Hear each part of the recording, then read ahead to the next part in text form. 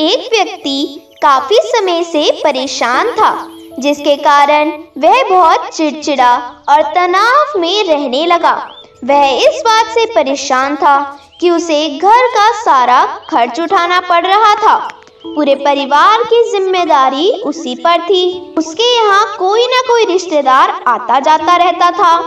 इन्हीं बातों को सोच सोच कर वह बहुत परेशान रहता था। इसी मानसिक तनाव के कारण वह अक्सर बच्चों को डांटते रहते हैं। उसका अपनी पत्नी से ज्यादातर किसी न किसी बात पर झगड़ा होता रहता था। एक दिन उसका बेटा उसके पास आया और बोला, पापा मेरे स्कूल का होमवर्क करवा दो। वह व्यक्ति पहले से ही तनाव में था, इसलिए उसने अपने बेटे को डांट कर भगा दिया। लेकिन जब थोड़ी देर बाद उसका गुस्सा शांत हुआ तो वह बेटे के पास गया। उसने देखा कि बेटा सो रहा था और उसके हाथ में उसकी होमवर्क कॉपी थी। उसने कॉपी देखी और जैसे ही उसने कॉपी नीचे रखी, उसकी नजर होमवर्क के शीर्षक पर पड़ी। होमवर्क का शीर्षक वह था जो हमें पहले पसंद नहीं था, लेकिन बाद में वह अच्छा निकला। बच्चे को एक लिखना था। इस शीर्षक पर अनुच्छेद। उसने क्या लिखा? जिज्ञासावश उसने बच्चे का लिखा पढ़ना शुरू किया। बच्चे ने लिखा, मैं अपनी अंतिम परीक्षा के लिए बहुत आभारी हूँ, क्योंकि पहले तो यह अच्छा नहीं लगता, लेकिन उसके बाद स्कूल की छुट्टियाँ हो जाती हैं। इसके लिए मैं आपका बहुत बहुत धन्यवाद करता हूँ। कड़वी दवाइयाँ जिनका स्वाद खराब होता है, क्योंकि शुरुआत में तो यह मुझे बहुत कड़वा लगता है, लेकिन बाद में ये मेरी बीमारी को ठीक कर देती हैं। मुझे सुबह जगाने के लिए मैं उस अलार्म घड़ी को धन्यवाद देता हूँ। वह हर सुबह मुझे बताता है कि मैं जीवित हूँ। मैं भगवान को भी धन्यवाद देता हूँ, जिन्होंने मुझे इतना अच्छा पिता दिया, क्योंकि शुरू में मुझे उनकी डांट बुरी लगती थी, लेकिन वह मेरे लिए खिलौने लाते थे, मुझे घुमाने ले जाते थे और अच्छी चीजें खिलाते थे।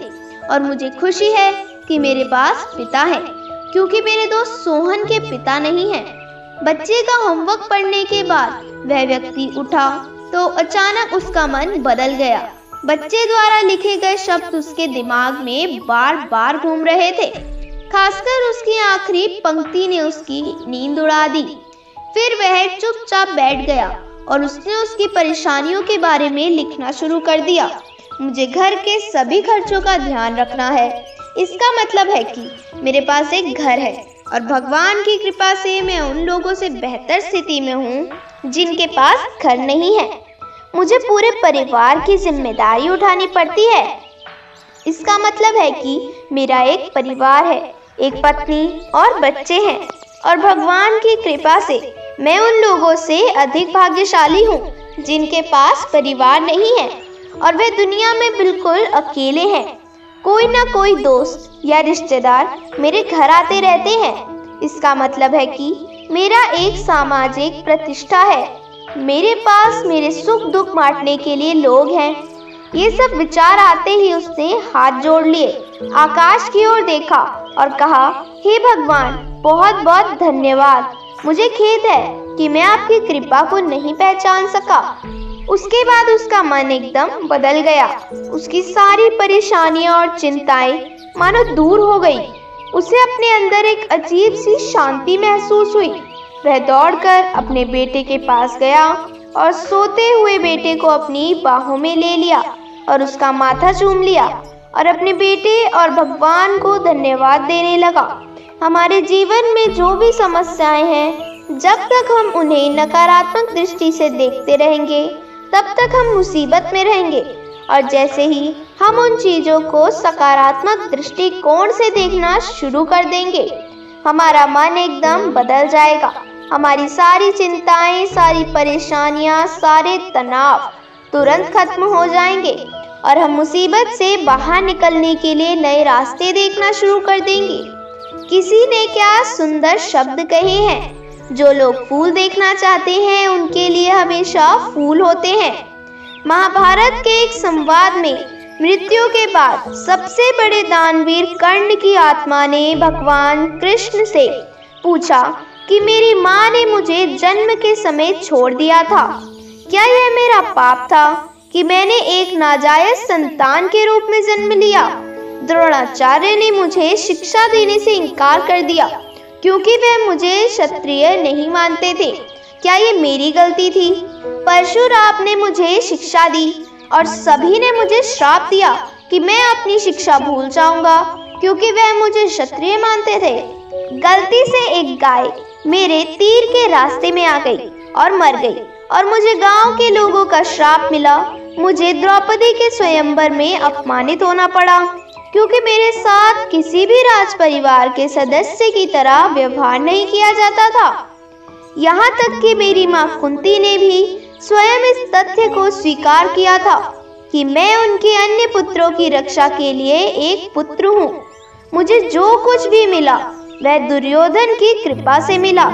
तो क्या यह गलत है कि मैं दुर्योधन के प्रति अपनी वफादारी का ऋणी हूँ? श्री कृष्ण मंद मुस्कान के साथ बोले, करण, मैं पैदा होने से पहले जेल में पैदा हुआ था। मेरी मौत कंस मामा के रूप में मेरा इंतजार कर रही थी। जिस रात मैं पैदा हुआ उसी रात मैं अपने माता पिता से अलग हो गया था।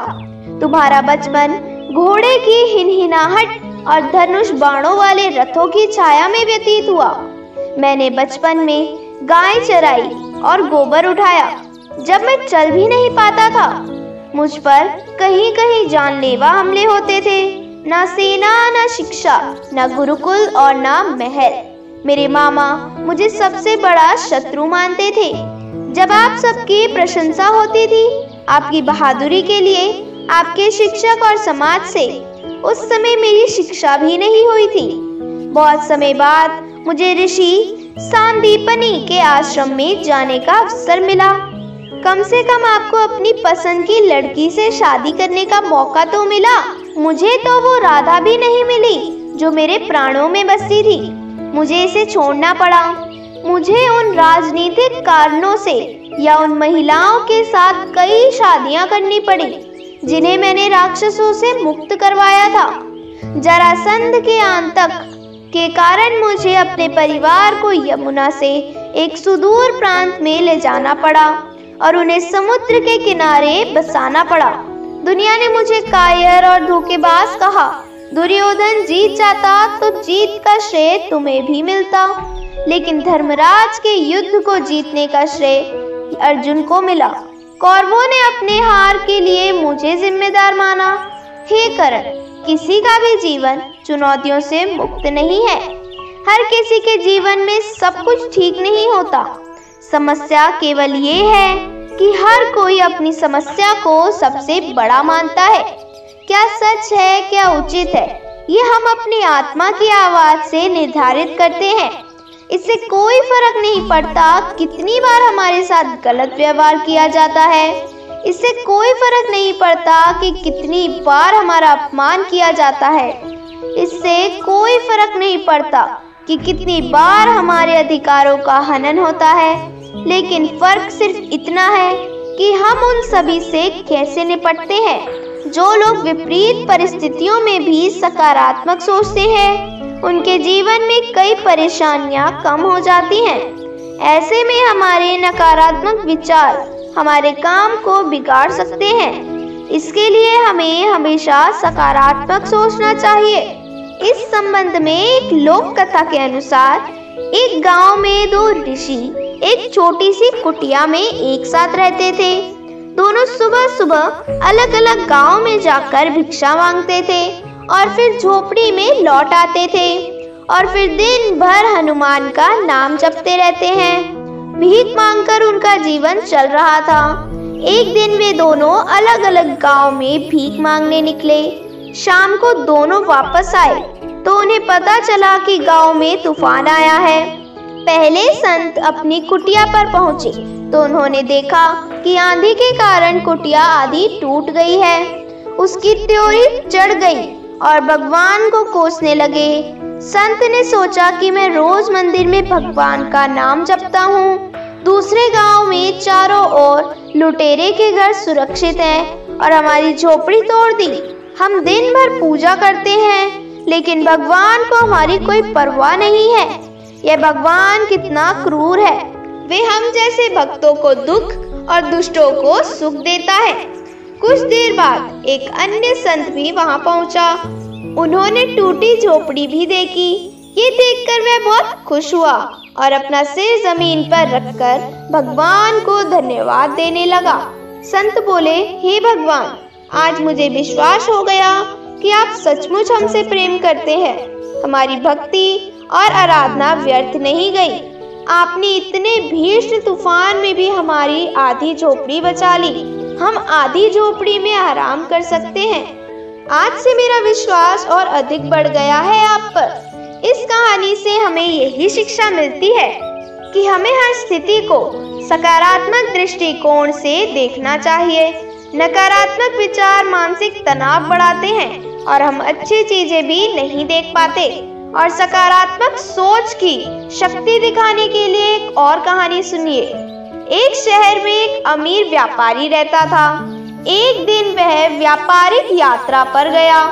रास्ते में घना जंगल था जिसे पार करके उसे अपनी मंजिल तक पहुंचना था, लेकिन वह चलने में बहुत थक गया और उसने आराम करने का सोचा। इसलिए वह आराम करने के लिए एक पेड़ के नीचे बैठ गया। आराम करते समय उसे प्यास लगी, लेकिन वह पानी नहीं लाया था। वह सोचने लगा कि काश मेरे पास कुछ पानी होता ताकि मैं अपनी प्यास बुझा सकता। जैसे ही उसने ऐसा सोचा, तभी एक चमत्कार हुआ और पानी से भरा एक घड़ा उसके सामने प्रकट हो गया। उसके बाद उसने पानी से अपनी प्यास बुझाई। कुछ देर बाद उसे भूख लग गई, लेकिन उसके पास खाना नहीं था। उसने खुद से कहा कि कितना अच्छा होगा अगर मुझे एक प्लेट में स्वादिष्ट भोजन मिल जाए तो मेरी भूख खत्म हो जाएगी। बात करते समय उसके साथ फिर से चमत्कार हुआ और विभिन्न व्यंजनों से भरी थाली सामने आ गई। उसने पेट भर खाना खाया और फिर सो गया। उसने अपने मन से कहा कि मैं इस पथरीली जमीन पर कैसे सोऊं? काश कोई नरम बिस्तर होता। पलक झपकते ही एक आरामदायक बिस्तर उसके सामने आ गया। वह उस बिस्तर पर लेट गया। उसे ऐसा महसूस हो रहा था जैसे वह स्वर्ग में है, जहाँ उसकी सभी इच्छाएं एक के बाद एक पूरी हो रही हैं। वह इस बात से अनजान था कि जिस पेड़ के नीचे वह लेटा था वह कोई साधारण पेड़ नहीं था, बल्कि एक कल्पित वृक्ष है जो सभी इच्छाओं को पूरे करने की शक्ति रखता है। बिस्तर पर लेटे लेटे उसका मन अचानक से सोचने लगा, ये जंगल कई तरह के जंगली जानवरों से भरा होगा जो किसी भी वक्त वहाँ हो सकते हैं। ऐसे में वह अपनी रक्षा भी नहीं कर पाएगा। जैसे ही यह विचार उसके मन में आया, अचानक से एक खूंखार शेर वहां आ गया। वह शेर को अपने सामने देखकर पूरी तरह से भयभीत हो गया कि वह बच भी नहीं सकता। शेर ने उस पर हमला किया और उसे मारकर खा गया। इस प्रकार एक नकारात्मक विचार ने उसकी जान ले ली। इसलिए कहा जाता है कि मनुष्य अपने विचारों से प्रभावित होता है। सकारात्मक विचार हमेशा सकारात्मक सोच रखें। भगवान गौतम बुद्ध ने कहा है कि ब्रह्मांड की सारी शक्ति पहले से ही हमारी है। हम ही हैं जो अपनी आंखों पर पट्टी बांध लेते हैं और फिर रोते रहते हैं कि कितना अंधेरा है। और जहाँ तक खुशी की बात है तो यह कोई खुशी नहीं है, बल्कि ये हमारे अपने कार्यों से आता है। तो दोस्तों, आपने इन 4 कहानियों से क्या सीखा मुझे कमेंट बॉक्स में ज़रूर बताएं। और आपको ये कहानी कैसी लगी ये भी कमेंट बॉक्स में ज़रूर बताएं। और ऐसी ही और कहानी देखने के लिए, सुनने के लिए मेरे चैनल को सब्सक्राइब करें।